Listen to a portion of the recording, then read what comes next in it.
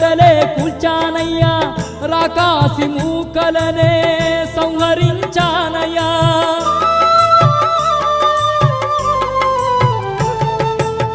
నీ నామ ధ్యానముతోనే కోటలే కూల్చానయ్యా రాకాసి మూకలనే సంహరించానయ్యా ఆ నీచ రావణుడు నన్ను బంధించాడయ్యా నా చిన్ని తోకకే నిప్పునంటించారయ్యా లంకనే కాల్చి వచ్చానో రామయ్య సీతమ్మను కలిసి వచ్చానో లంకలో సీతమ్మ ఉందయ్యో రామయ్య ఇంక నీకు శోకము వద్దయ్యా